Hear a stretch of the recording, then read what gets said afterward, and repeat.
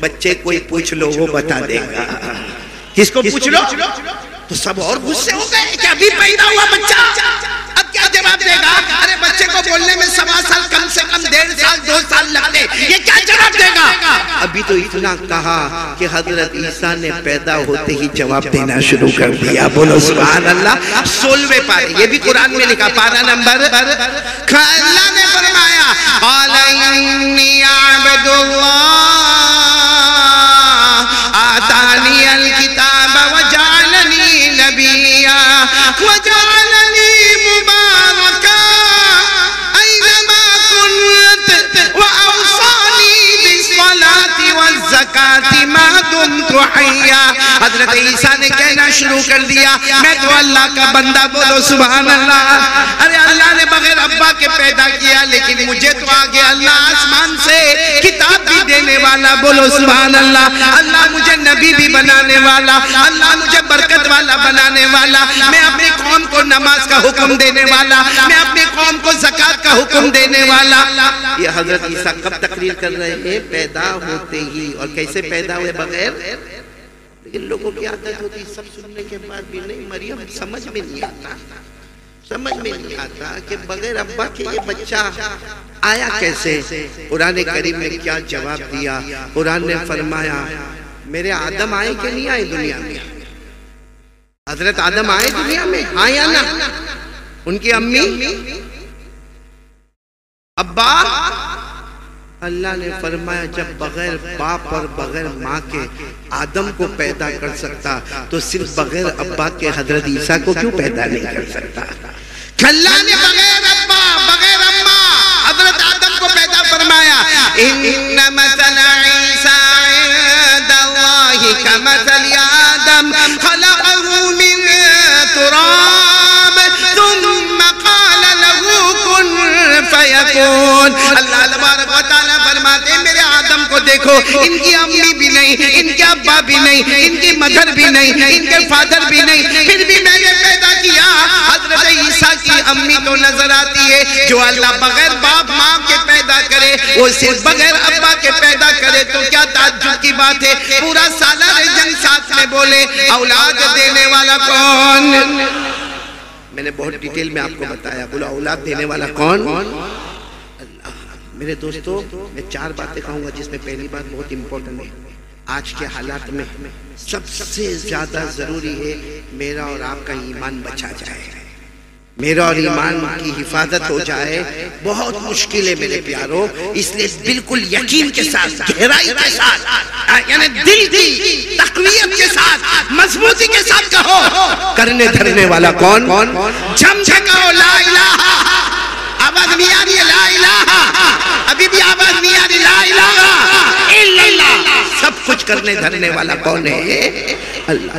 آپ کو بڑا تعجب ہوگا, آپ قرآن پاک کو اٹھائیں, معلوم ہوگا یہاں علماء کرام کو تو بے شک بہت زیادہ معلوم ہوگا. قرآن پاک میں 8واں پارہ, بولو کون سا پارہ؟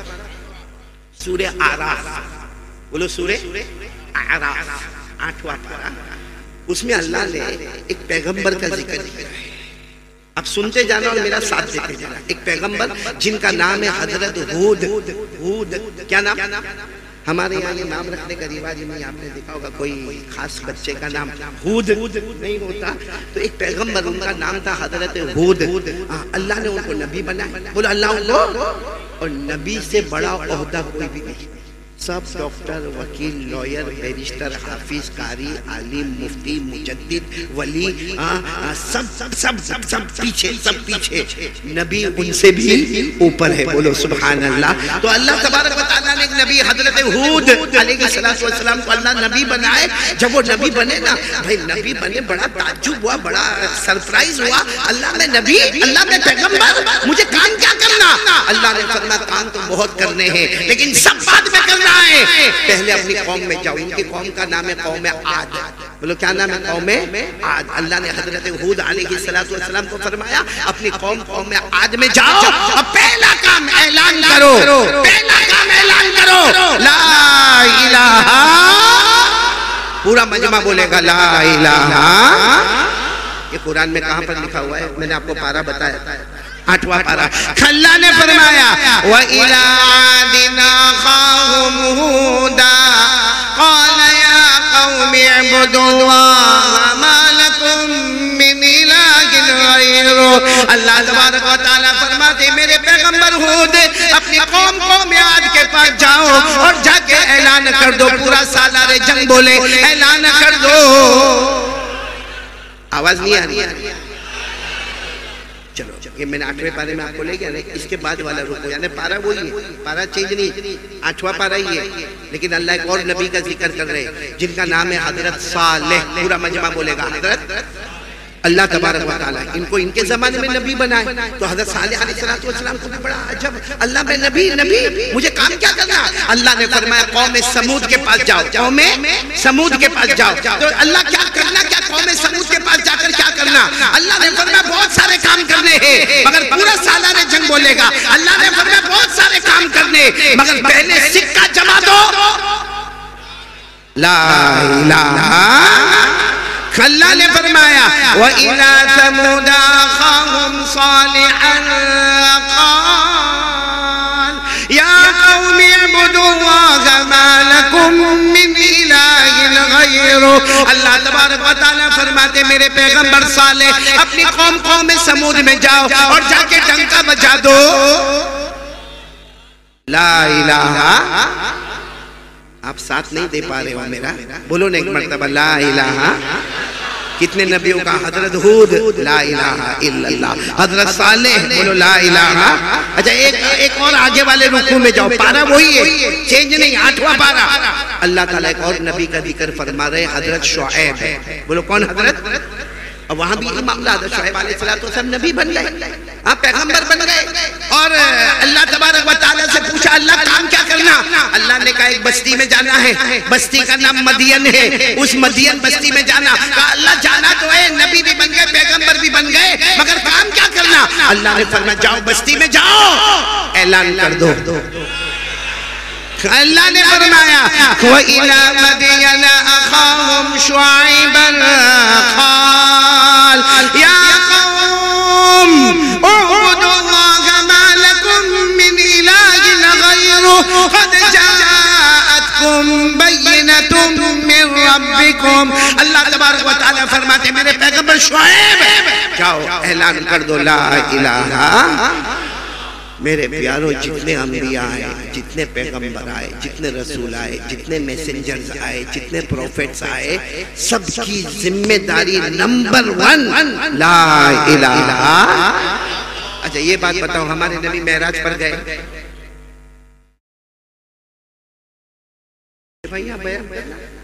ہاں یا نا؟ ہاں تو ہاں بولو نا، میں کوئی آپ کا نکاح قبول کروا رہا ہوں بھائی ہمارے نبی معراج پر گئے؟ جب ہمارے نبی واپس ہو رہے تھے، بولنا جب ہمارے نبی صلی اللہ علیہ وسلم جب واپس ہو رہے تھے تو ہمارے نبی نے بھی پوچھا اللہ واپس مکے جا رہا، مکے سے آیا، مکے جا رہا ہوں، اللہ کام کیا کرنا؟ اللہ نے فرمایا یہاں کہہ دیتا ہوں پھر لکھ کر بھی دے دوں گا کیا کام کرنا۔ کہا اللہ کیا کام کرنا؟ کہا جاؤ مکے کی زمین پہ جاؤ اور جا کے 2 کام کرنا۔ کتنے کام کرنا؟ سب نبیوں کو کتنے کام دیے؟ ایک لا الہ الا اللہ۔ ہمارے نبی صلی اللہ علیہ وسلم نے پوچھا اللہ مجھے زمین مکے پہ جا کر مکہ جا کر مجھے کیا کام کرنا؟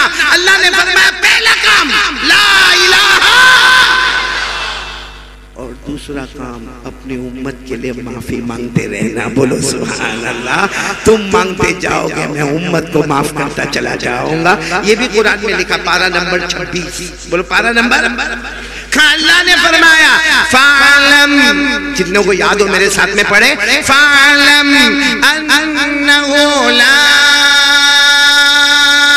إِلَهَ إِلَّا اللَّهُ وَاسْتَغْفِرْ لِذَنبِكَ وَلِلْمُؤْمِنِينَ وَالْمُؤْمِنَاتِ وَاللَّهُ يَعْلَمُ مُتَقَلَّبَكُمْ وَمَثْوَاكُمْ۔ اللہ تبارک و تعالیٰ فرماتے میرے مصطفیٰ، او میرے مجتبہ، او میرے مرتضیٰ، مکے پہ جاؤ گے اعلان کر دینا لا الہ۔ ہم سب ایمان والے نا ماشاءاللہ؟ ہاں بولو بولو، میں فیصلے پر آ رہا ہوں، ہم سب ایمان والے نا؟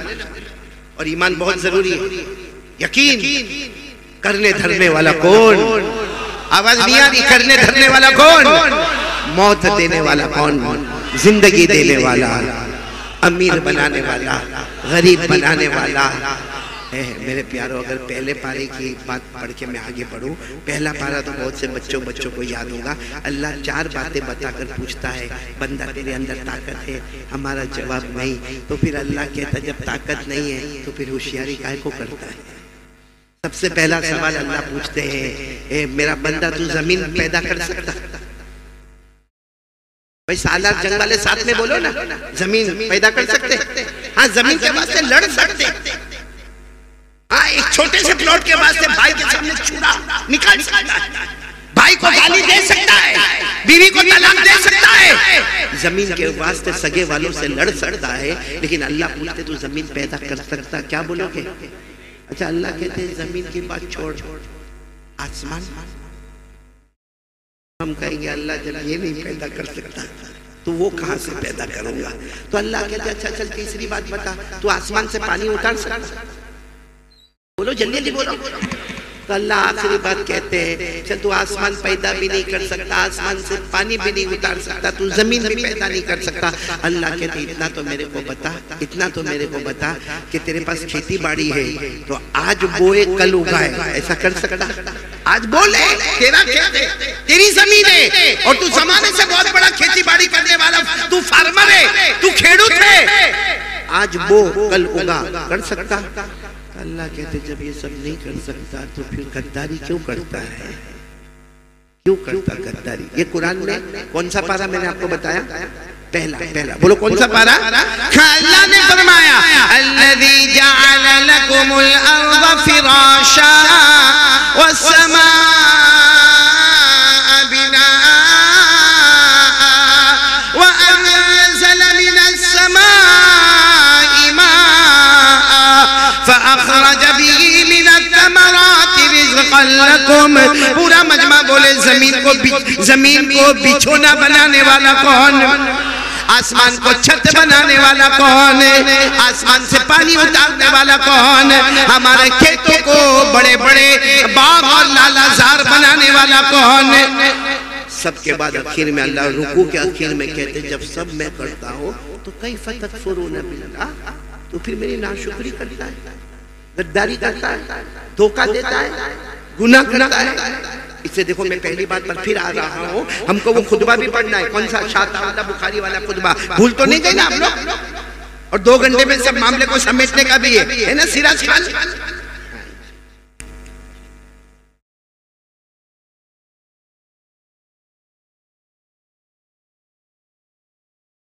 اب ایک بالکل سیدھی بات پر ہمارے ایمان بچانا ضروری ہے۔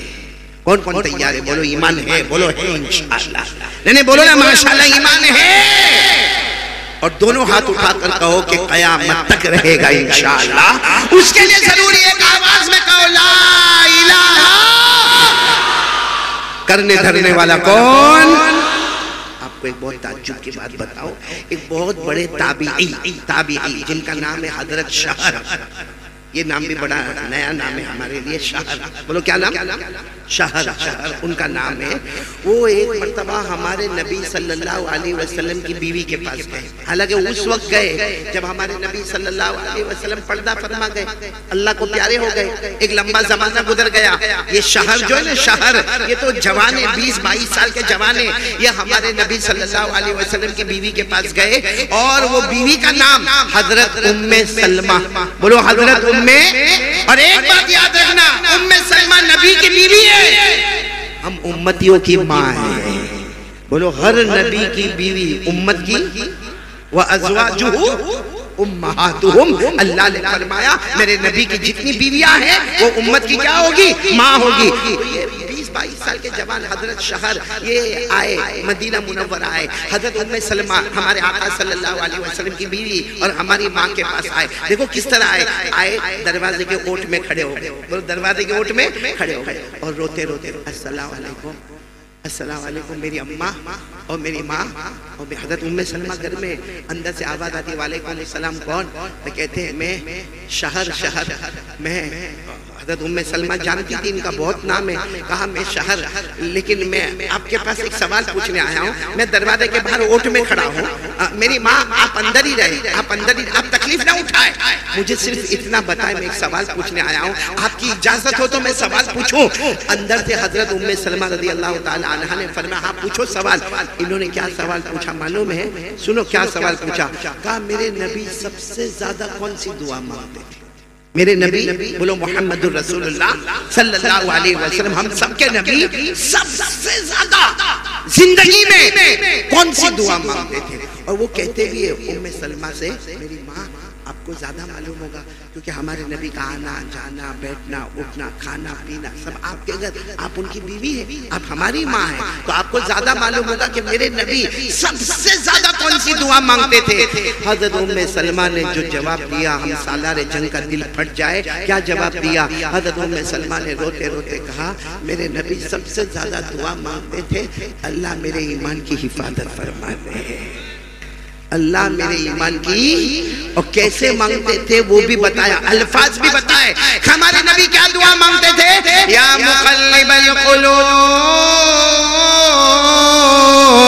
ثبت قلبی علی دینک. پڑھو نا, یا مقلب القلوب ثبت قلبی علی دینک. حضرت ام سلمہ نے فرمایا میرے نبی سب سے زیادہ یہ دعا مانگتے تھے اللہ میرے ایمان کی حفاظت فرما دے. تو وہ جو حضرت شاعر تھے نا باہر کہنے لگے میرے نبی ایمان کی حفاظت کی دعا مانگتے تھے اور ان کی وجہ سے تو ہم کو ایمان ملا. ارے بولو بے شک ان کی وجہ سے ہم کو ایمان ملا. ارے پوری دنیا کو ایمان ملا نبی کے صدقے. بولو بے شک سب کو ایمان ملا, کلمہ ملا نبی کے صدقے.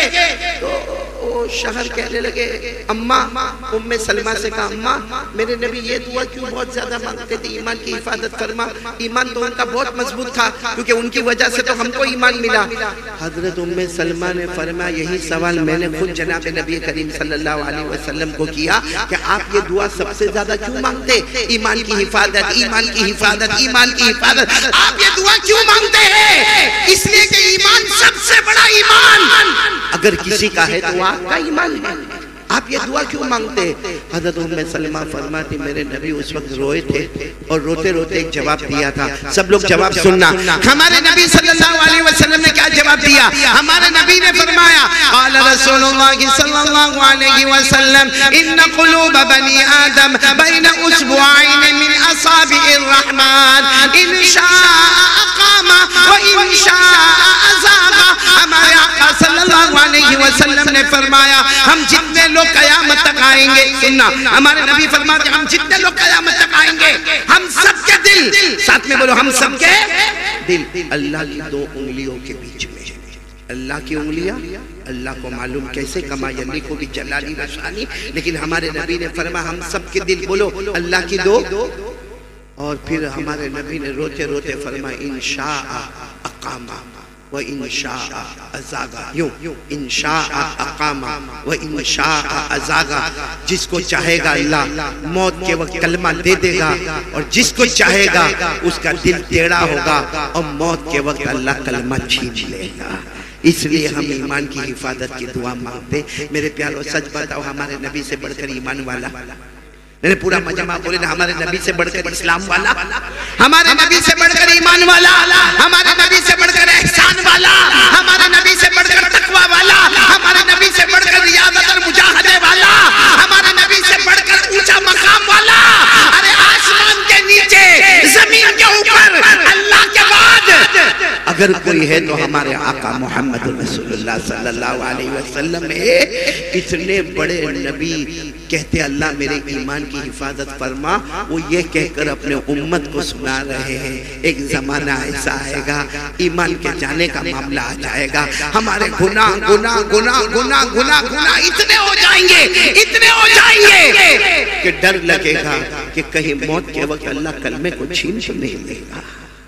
اس لئے میرے پیارو آج میں پہلی بار آپ سے بھکاری کی طرف بھی مانگتا ہوں میرے پیارو اپنے ایمان کو بچا لو.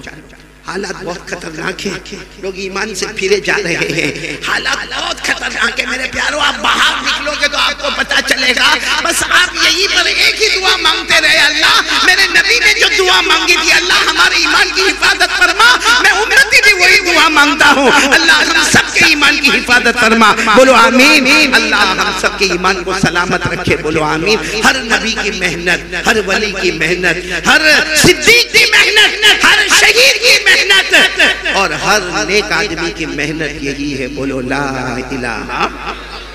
آپ نے دیکھا ہوگا یہ مرکز العلوم ماشاءاللہ مدرسہ علماء، یا اسی طرح آپ نے دعوت تبلیغ کا کام دیکھا ہوگا، یا اسی طرح آپ نے خانقاہ دیکھا ہوگا، یا آپ نے چھوٹے چھوٹے مکتب دیکھے ہوں گے۔ یہ کیا ہے میرے پیارو، چاہے وہ تبلیغ کی لائن ہو، چاہے دعوت کی لائن ہو، چاہے خانقاہ کی لائن ہو، چاہے وہ مدرسے کی لائن ہو، چاہے علماء کی لائن ہو، لائن الگ الگ ہے، منزل لا الہ الا اللہ۔